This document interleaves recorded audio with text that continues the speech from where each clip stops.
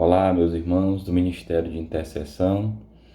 Louvado seja nosso Senhor Jesus Cristo, para sempre seja louvado.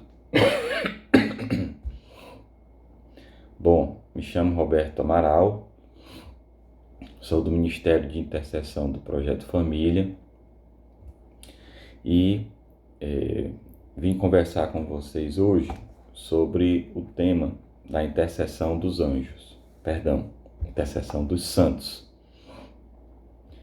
E quando nós falamos nesse tema de intercessão dos santos, mesmo que a gente não venha a se debruçar sobre o termo santo, é interessante a gente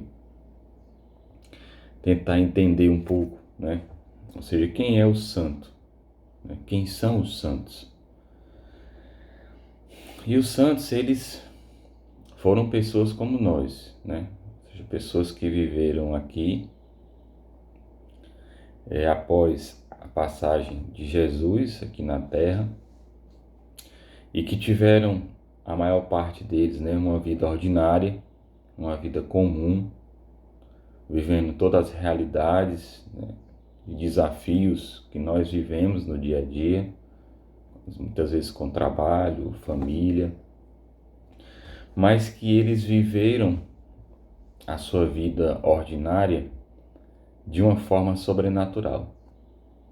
Alguns desses santos, é óbvio que eles tiveram uma experiência mais mística do que outros, ou seja, uma vivência espiritual mais mística do que outros. E outros, eles viveram de formas mais simples, mas sempre vivendo a sobrenaturalidade das coisas. Mesmo no seu dia a dia, em tarefas ordinárias, mas sempre em vista daquilo que os olhos não enxergam, daquilo que os olhos não contemplam. E, obviamente, sabedores de que uma vida pós, terra, ela estaria em vista, eles sempre buscavam enxergar e antecipar as graças dessa vida celeste aqui na Terra. Então, por conta disso, eles adquiriram essa intimidade maior com o próprio Cristo, com Deus Pai, se relacionando através do Espírito Santo. Então, esses são os santos.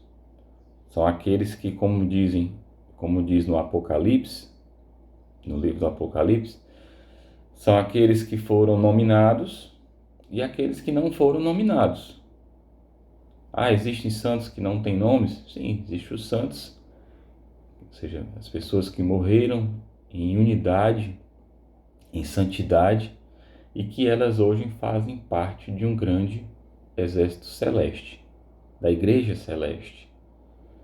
Então, no livro de Apocalipse, no capítulo 7, eles dizem, São João diz: estes são os que vêm da grande tribulação, lavaram suas vestes e alvejaram-nas no sangue do Cordeiro. É por isso que estão diante do trono de Deus, servindo-o dia e noite em seu templo. É interessante como essa passagem ela é atual, sobretudo pelo momento de pandemia que nós estamos vivendo, né? Vivemos um período mais grave, né, no início do ano, e agora estamos num período mais estável. Mas quantos santos foram para o céu, né? Quantas pessoas se tornaram santas nesse período, né? Pessoas que viviam em unidade com o Cristo, passaram pelas as grandes tribulações, que essa pandemia, essa doença, ela tem sido uma grande tribulação permitida, e chegaram aos céus, né? Chegaram ao céu em unidade com o próprio Cristo. Então, muitas vezes a gente pode até não entender, né? Ou seja, eu perdi parente nessa pandemia, né? Cada um de vocês deve conhecer alguém que tenha falecido nesse tempo, ou algum familiar. E Deus permitiu, né, toda essa situação, quem sabe, né? Quem sabe se essa foi uma oportunidade de levar as pessoas de forma santa para o céu. Ninguém sabe, esse mistério está em Cristo. Mas a gente sabe que essas pessoas que passaram pela grande tribulação, elas terão suas vestes lavadas, né? Alvejadas no sangue do Cordeiro. Por quê? Porque elas sofreram em unidade com Cristo.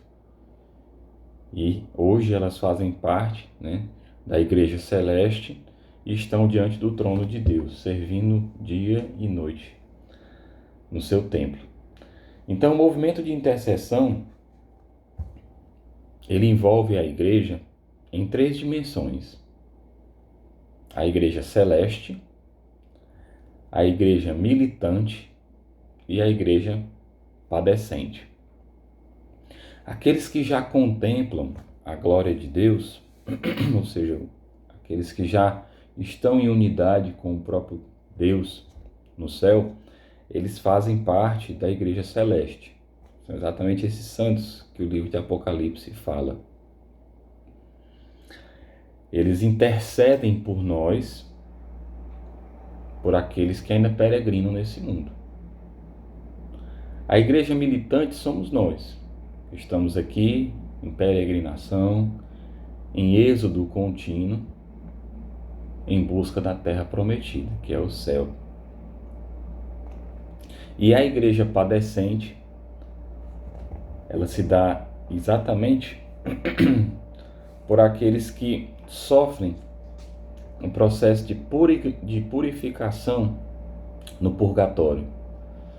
São aqueles que eles faleceram em situação não completa de unidade com o Cristo e que precisam passar por um processo de purificação, mas já com a certeza de que o céu está por vir. Então, só recapitulando, a dimensão da intercessão, o movimento de intercessão, ele envolve a igreja em 3 dimensões: a Igreja Celeste, a Igreja Militante e a Igreja Padecente. Bom, nesse capítulo nós vamos falar exatamente sobre a intercessão dos santos no céu, pelas almas do purgatório e a oração uns pelos outros. Bom, quando nós falamos da intercessão do céu, ou seja, daqueles que já estão contemplando a Deus, na Constituição Dogmática Lumen Gentium, o Vaticano II ele afirma: os bem-aventurados, estando mais intimamente unidos com Cristo, consolidam mais firmemente a Igreja na santidade. Eles não cessam de interceder a nosso favor diante do Pai, apresentando os méritos que alcançaram na terra graças ao mediador único entre Deus e os homens, que é Jesus Cristo. A nossa fraqueza é grandemente ajudada pela sua solicitude fraterna. Então, pessoal, aqui a gente vê, neste documento da igreja,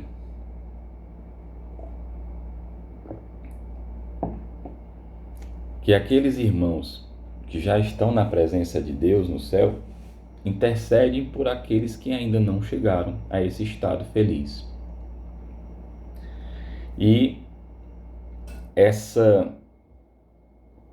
a nossa fraqueza, a nossa limitação, ela é ajudada pela solicitude dos nossos irmãos que já contemplam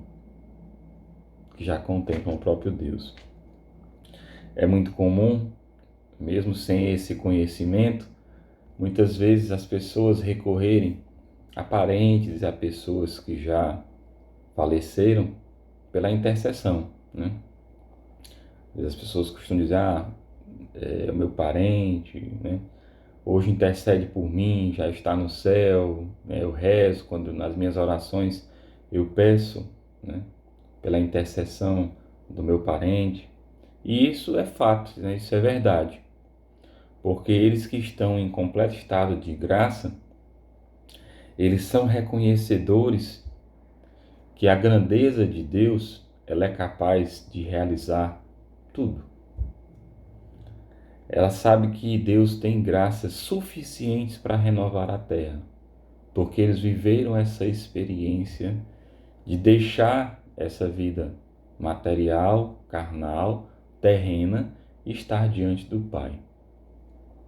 Então, por sabedores dessa grandeza de Deus e dessa infinitude de graças que Ele derrama na terra, porque eles são testemunhas vivas, né, e celestes dessa experiência, então por isso eles intercedem junto a Deus, para que as graças que eles também testemunharam, que eles também vivenciaram, elas também caiam sobre nós.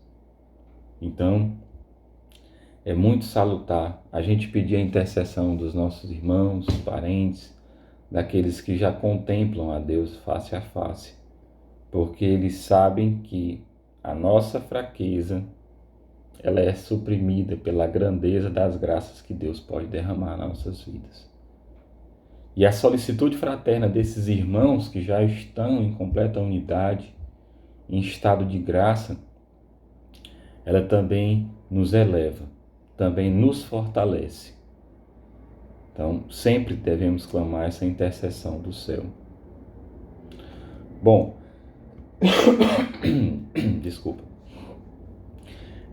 Quando nós falamos na intercessão pelas almas do purgatório, nós somos chamados, né, a sempre a rezar pelos defuntos. Nós sabemos que as pessoas, né, nem sempre elas conseguem, no momento do seu chamado, no momento de se despedir daqui da terra, nem sempre elas conseguem estar em completo estado de graça, pelas realidades do pecado, pelas vivências. Então, o catecismo da igreja, ele nos fala que as almas, antes de passar por uma comunhão beatífica e plena com o Senhor, elas necessitam de uma purificação, uma vez que só os puros verão a Deus. Então, as almas, uma vez que não estão nessa comunhão completa, elas são encaminhadas a um estado, não é um local, mas um estado que se chama purgatório. E o catecismo, para poder a gente entender um pouco essa doutrina do purgatório, nós precisamos recorrer ao catecismo da igreja para poder bem entender essa realidade, esse estado que se chama purgatório, né? Ou seja, é um momento, não é um local, e sim um momento em que as almas elas se encontram. Então assim a gente pode dizer, para compreender esta doutrina, o catecismo ensina, né? Deve-se ter presente que o pecado ele tem uma dupla consequência. O pecado grave, ele nos priva da comunhão com Deus e, portanto, nos torna incapaz da vida eterna, cuja privação se chama pena eterna do pecado. Que eu vou fazer um parêntese. Então, ou seja, aquela pessoa que morre em pecado grave, segundo o catecismo da igreja nos ensina,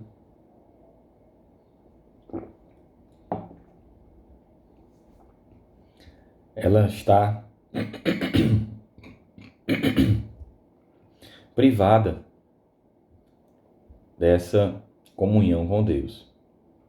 E estando privada por opção, ou seja, por adesão ao pecado, essa pena eterna é a consequência que o pecado grave traz. Por outro lado, existe o pecado venial. E esse pecado venial, ele traz consigo um apego desordenado às coisas e às criaturas materiais. E esse apego, ele precisa ser purificado. Essa alma que possuiu durante a sua vida terrena, esse apego desordenado às coisas e às pessoas, a ponto de colocar muitas vezes as coisas e as pessoas acima de Deus, ele causou na vida dessa pessoa a consequência do pecado venial. E para que essa criatura seja purificada depois da sua morte, ela vai se encontrar no estado de purgatório. Esse estado de purgatório, ele ocorre uma purificação temporária, uma pena temporal do pecado, onde essa alma ela passa por penas, ela passa por situações que vão purificar aquela alma, que vão libertar aquela alma de todos os apegos e sentimentos, emoções desordenadas. Para que uma vez que essa purificação ocorra, aquela alma ela esteja pronta em comunhão plena para contemplar a Deus. Mas, de acordo com a caridade, de acordo com o catecismo da Igreja, aquela alma que se encontra no purgatório, ela tem o céu garantido. Ela está lá apenas no estado de purificação. Então, em determinado tempo, ela será aceita no coração de Deus, no momento em que ela esteja pronta para contemplá-lo. Então, esse momento, esse estado em que a alma passa, ele carece muito das nossas orações, da nossa intercessão. Porque nesse momento, acredito eu que as almas, elas devem se encontrar, elas devem se confrontar com todas as suas desordens naturais, espirituais. Então deve ser um momento de angústia, um momento de confusão, um momento em que muitas vezes nós não somos apresentados a essas desordens na vida, não passamos por um processo de autoconhecimento e de cura interior, e ao não passar por esse processo de cura interior, de confrontar com essas desordens, nós vamos ser confrontados nessa época. Nós vamos ser deflagrados nessa época, ou seja, tudo aquilo que está em desordem em nós vai cair o véu e nós vamos nos deparar com aquilo ali. Ou seja, com as nossas fraquezas, com as nossas limitações, com os nossos apegos desordenados. E esse momento ele vai gerar uma angústia muito grande, porque nós não saberemos como lidar com aquilo ali, não teremos a quem recorrer naquela situação, não teremos as fugas materiais que aqui na Terra nós temos, né, os refúgios materiais para poder nos adormecer dessas angústias, e lá a alma se deparará com toda essa desordem para sofrer esse processo de purgação, de purificação. Por isso o nome é purgatório, porque a alma será purgada de toda essa desordem natural, afetiva, emocional. E nesse momento essas almas elas necessitam das nossas orações. Não consideremos que o purgatório é uma vingança divina, porque não é. Não é uma vingança divina. As penas que são passadas nesse momento, nesse estado, são reflexos dessas desordens vividas durante todo o período da nossa vida terrena. E nós precisamos nos deparar com essas desordens para que elas sejam purificadas em nós, elas sejam limpadas, elas sejam extirpadas da nossa alma, que é exatamente o que restou, né? Como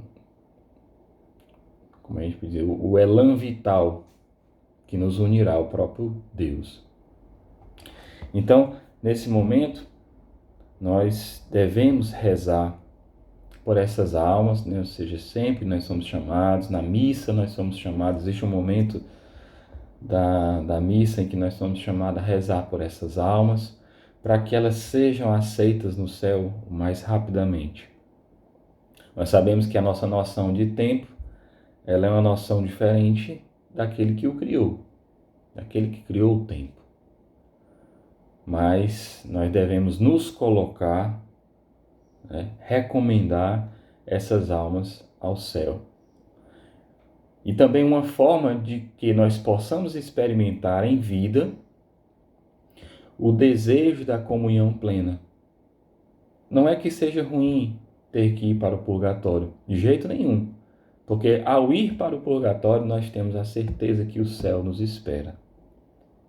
Mas a experiência de rezar por essas almas que estão em processo de purificação nos faz aprender, né? Nos faz vivenciar o desejo pela comunhão plena, para que uma vez que sejamos chamados para sair desta vida terrena e contemplar a Deus, nós possamos ir de forma plena, de forma sublime, em comunhão completa, para contemplar o próprio Deus face a face. Então, essa intercessão, ela também, além de alcançar a luz eterna e o descanso para os irmãos que padecem os sofrimentos da purificação, ela nos purifica e nos aproxima do céu. Uma vez que nós rezamos por algo que nós não veremos os frutos aqui na terra. É diferente quando você reza por um irmão que está desempregado e ele lhe comunica depois de dar a notícia que foi empregado. Ou seja, você fica feliz porque você está vendo o fruto da intercessão, ou seja, exatamente a misericórdia de Deus na vida daquele irmão. E essa oração pelos defuntos, pelas almas do purgatório, elas nos conduz a um mistério mais profundo da intercessão. Porque nós não contemplamos em vida o resultado dessa intercessão. Deus é que contemplará quando essas almas chegarem a Ele de forma puras, de forma plenas, né? Mas nós não. Então, ou seja, é uma intercessão desinteressada.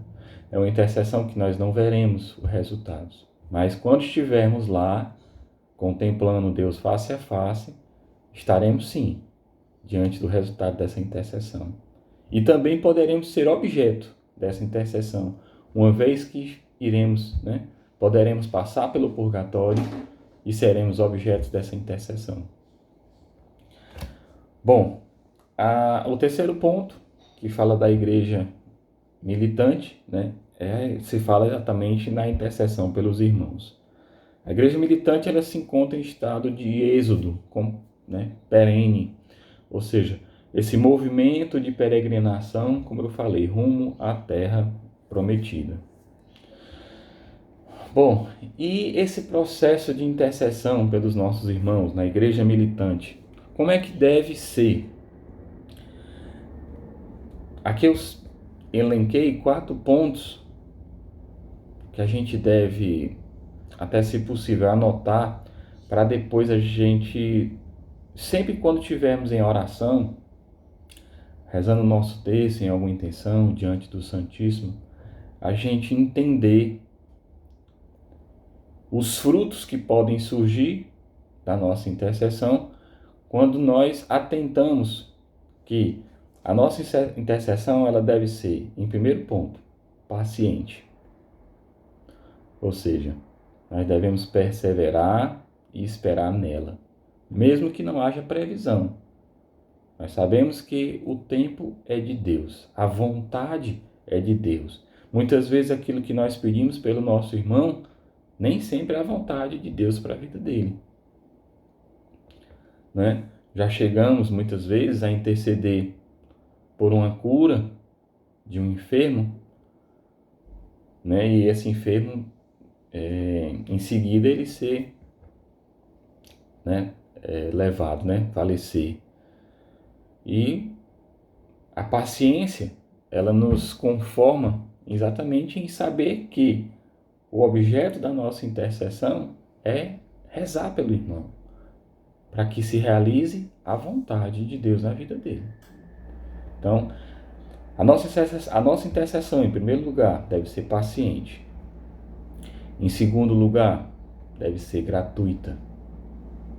Não devemos interceder, não devemos rezar, esperando nada em troca.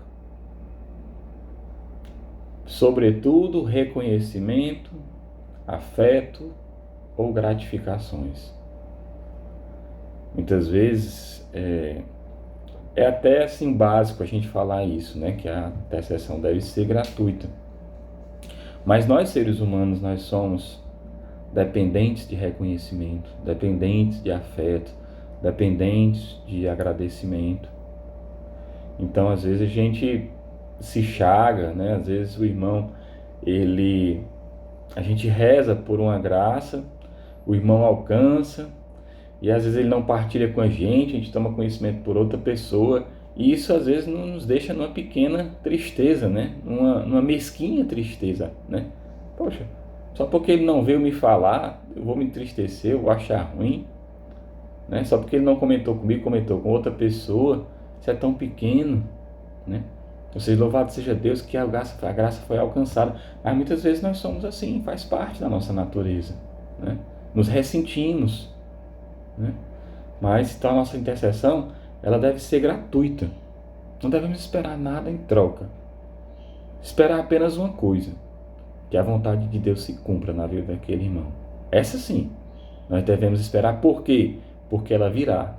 Ela é certa. Ao tempo de Deus, ela é certa. E nessa, nós podemos esperar. Bom, a nossa intercessão ela deve ser pessoal. Nós não rezamos por multidões, não rezamos por aglomerações, não rezamos por massa. Rezamos por pessoas com nomes e rostos. Devemos sempre buscar saber quem é a pessoa, o nome daquela pessoa, né? Identificar aquela pessoa mesmo quando não se consegue. Eu estou rezando pelos cristãos que estão passando as perseguições na China, por exemplo. Nós sabemos que cristãos são perseguidos, né? Mas devemos buscar pessoalidade, nos envolver pessoalmente com essas pessoas que nós estamos intercedendo. Mesmo que não consigamos imaginar, ver os rostos daquelas pessoas, mas possamos nos relacionar pessoalmente com essa intercessão, de formas a sentir, né? Muitas vezes chegar a sentir a angústia daqueles que estão sofrendo. E quarto ponto, a nossa intercessão, ela deve ser constante. Ela deve ocorrer sempre, sem deixar que os obstáculos, os desafios, as dificuldades desanimem a nossa missão. Eu estava rezando por um irmão que estava enfermo e ele faleceu. Fiquei tão triste, parei de rezar, parei de interceder. Não, irmão. Nossa intercessão ela deve ser constante. Constante. A nossa missão ela não pode parar. Bom, é interessante quando nós lembramos do Papa Francisco, nosso Santo Padre, porque sempre que ele tem a oportunidade, ele nos pede oração, né? Ou seja, ele rezem por mim, ele sempre fala, né? E as pessoas, de fato, elas muitas vezes hesitam em pedir oração. Elas deixam de pedir oração e às vezes essa hesitação, essa dúvida delas, ela se dá por três motivos que nós intercessores devemos atentar. Primeiro motivo, uma pessoa não pede oração porque a pessoa não quer se mostrar fraca, não quer se mostrar necessitada, não quer se mostrar em dificuldade. Ou seja, o ego, né? Aquela imagem que a pessoa tem sobre ela mesma, muitas vezes não permite, né, que ela se mostre fraca para o irmão, que ela se mostre necessitada de oração, que ela se mostre passando por alguma dificuldade, né? Então isso muitas vezes impede, né, o desejo de não se mostrar fraco, impede que as pessoas permaneçam escondidas nessas dificuldades, né? E nessa rejeição a partilhar, né, as necessidades de oração. Esse é o primeiro motivo pelo qual as pessoas muitas vezes não nos confiam orações. O segundo motivo é o descrédito no irmão. As pessoas, elas precisam saber que os intercessores são pessoas de carne e osso, ou seja, são pecadores iguais a todos, que vivem as mesmas realidades de todos.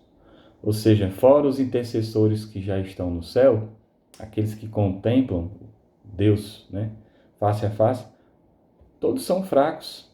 Todos os demais são fracos. São intercessores que somos nós, pecadores, né? Então ou seja, assim como aquele que precisa de oração, que pede oração, que pede intercessão, também é um intercessor que está num caminho de luta pela santidade. E o intercessor rezar por outro também o ajuda, também o conduz nesse caminho de santidade, né? Então, o descrédito no irmão, ele muitas vezes causa essa dificuldade em pedir oração. E o terceiro motivo mais grave é a falta de fé. É a falta de fé na eficácia da oração. Muitas vezes não se crê que a oração ela vai trazer o resultado. Muitas vezes não se crê que a intercessão ela alcança o coração de Deus. Muitas vezes não se crê que a intercessão repara as brechas. Então, esses três motivos que muitas vezes fazem que os irmãos eles não se sintam, prontos para poder pedir oração. E nós, como intercessores, devemos entender essa realidade, né? E muitas vezes, quando for conversar com o irmão, sabendo que que ele está em dificuldade, porque nós intercessores, Deus nos dá uma graça sobrenatural de sentirmos que o outro está passando por alguma necessidade de oração. Antes de eu entrar no ministério de intercessão, eu não sentia isso, eu não tinha essa sensibilidade. Mas uma vez que me coloquei a serviço da intercessão, Deus derrama essa graça de nós sentirmos a necessidade de rezar pelas pessoas. E Deus nos inquieta quando nós nos colocamos, nos deparamos com pessoas, muitas vezes que nós nunca vimos na vida e nunca mais vamos ver. Estamos vendo por aquele momento, mas Deus desperta em nós a sensibilidade de saber que o outro precisa de oração. Então, nesse momento, a gente deve levar em consideração esses pontos que nós falamos aqui, para poder sempre nos colocar. Ou seja, me lembrei aqui de uma parte do livro de Jó, que quando ele passou a interceder pelos seus companheiros, né, uma vez que ele passou por todas aquelas provações, e ele passou a interceder pelos seus companheiros, deixou de contemplar todas as desgraças que ocorreram na vida dele naquele momento, e passou a interceder, a sua sorte foi duplicada, né? Então, é esse movimento que o Senhor nos leva nesse caminho de intercessão. Sabedores que nós temos santos, ou seja, pessoas que acreditam que a grandeza de Deus é capaz de derramar infinitas graças e renovar toda a terra. Para concluir conteúdo, eu queria falar de dois grandes intercessores na nossa vida, que são companheiros de batalhas, né? Primeiro, o grande Santo Padre Pio. Padre Pio, ele foi um homem, né? Hoje ele é um santo que viveu na sua carne as batalhas reais, né, com o próprio inimigo. Ele costumava chamar o demônio de barba azul, né? De tanta contato que ele tinha com ele, ou seja, de tanta batalha que ele tinha com ele já tinha até um apelido. Ou seja, você dar um apelido a uma pessoa é quando você tem intimidade, quando você tem proximidade. Então, Padre Pio, ele tinha tanta batalha com o demônio que ele até o apelidou. E ele, mesmo passando por essas batalhas, mesmo vivenciando essas batalhas, ele acreditava que o sofrimento da humanidade ele poderia ser aliviado através do sacramento da reconciliação. E se dedicou durante toda a sua vida a promover a confissão, né? A realizar a confissão, o sacramento da reconciliação com as pessoas, para poder ser, através desse sacramento, um alívio ao sofrimento das pessoas.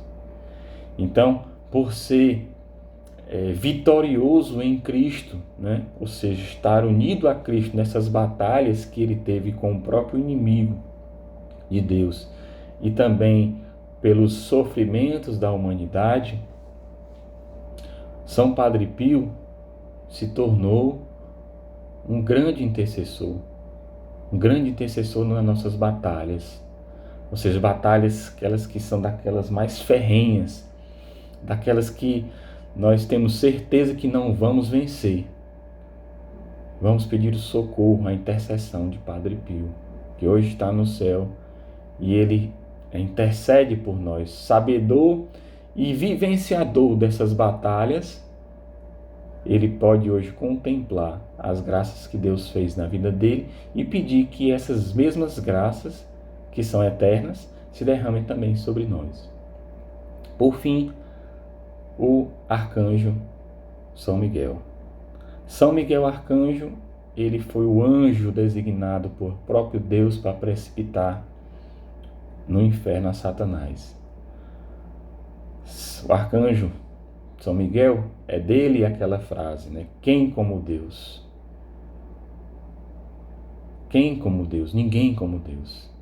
Então ele mesmo, através da sua espada e da sua força dada por Deus, precipitou o próprio demônio, o próprio inimigo da humanidade. Então que possamos, no dia de hoje, da nossa vida como intercessor, rogar a intercessão de São Padre Pio, de São Miguel Arcanjo, né? No nosso dia, nas nossas batalhas, nas nossas vitórias, na nossa intercessão, e assim sempre contar que a intercessão daqueles que contemplam Deus face a face trará em nossa vida a profunda conversão que precisamos, para que quando chegar a nossa hora, nós possamos chegar como aqueles que estão lá no livro de Apocalipse, lavar as nossas vestes de tribulação no sangue do Cordeiro. São Padre Pio, São Miguel Arcanjo, rogai por nós e defendei-nos no combate. Estamos reunidos e continuaremos reunidos em nome do Pai, do Filho e do Espírito Santo. Amém. Shalom, Deus abençoe a todos.